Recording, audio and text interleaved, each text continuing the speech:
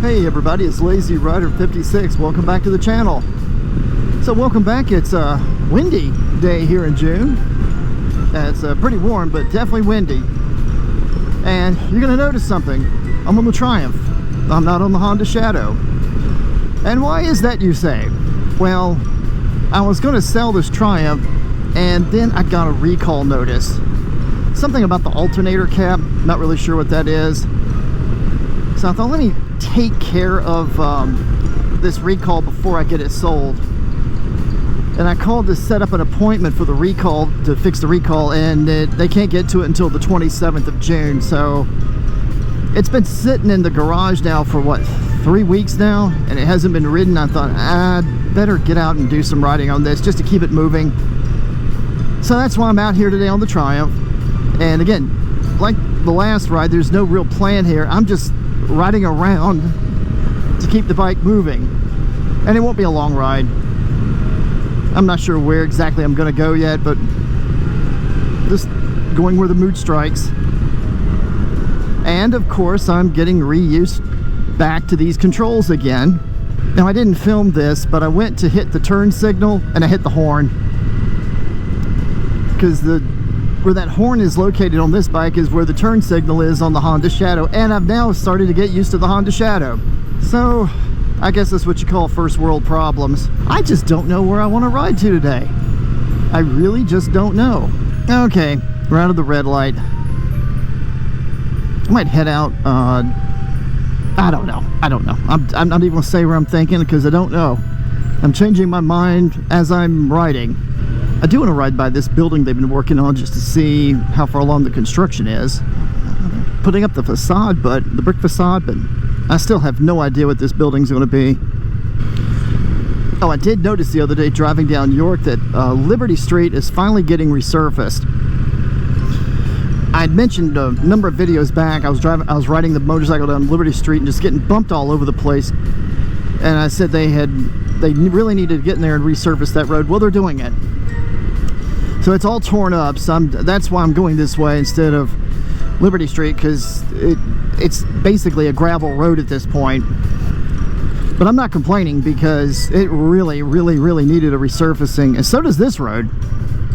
So maybe they'll get to it. Yep, and I started out in third gear. I didn't even shift down. I'm just discombobulated, because I was used to the Triumph, then I had to get used to the Honda, and now I'm back on the Triumph again. It really is amazing how you can get really dialed into a bike after just a short amount of riding, just a few hundred miles, and you're dialed in. And then you suddenly switch over and everything's out of place, and now you got to get redialed in to the old bike. A bike that you used to be dialed into. I'm really going to stop talking now, because I need to open up my face shield because it's hot. And I don't want you to hear that wind blast, so I'm just going to shut up for now.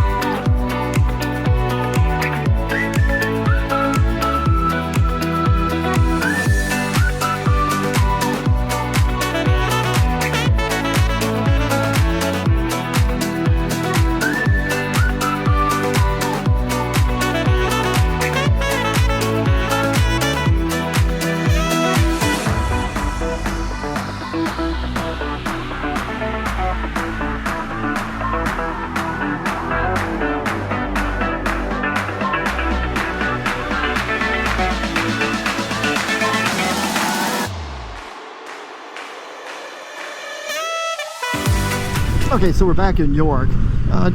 Just took a little loop around. I don't even know what the names of those roads are, but I've rode that loop a lot of times. Now that I'm back on the Triumph, here's some things I can definitely notice the difference. First of all, now this is a more powerful engine. It's a 900cc versus a 750 on the Honda, so it does have faster acceleration. The seating position, now the Triumph does not have that pressure in your tailbone like the seat did on that Honda. I have no special pads or anything on this seat, it's just the stock seat, but there's no pressure at all on my tailbone, and a lot of that is because it's more upright, my feet are more underneath me. However, you do get pushed forward into your handlebars. There's a couple of things you can do to compensate for that. You can squeeze your knees in on the tank bag, not the tank bag, but the tank itself, or you can kind of lean up a little bit and push up with your feet. Either way is fine, they'll work, but it's something you just have to compensate for, or you'll really start to get some soreness on your wrists. So to me, it's like 6 of one, half dozen of the other.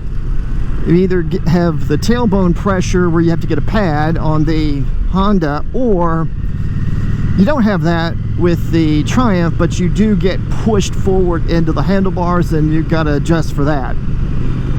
Now, you do feel more wind blast on the Triumph because you are far more upright, hence the need for a windscreen as far as I'm concerned. I don't even really need a windscreen on the Honda. I mean, I might put one on there eventually, but you really don't need it.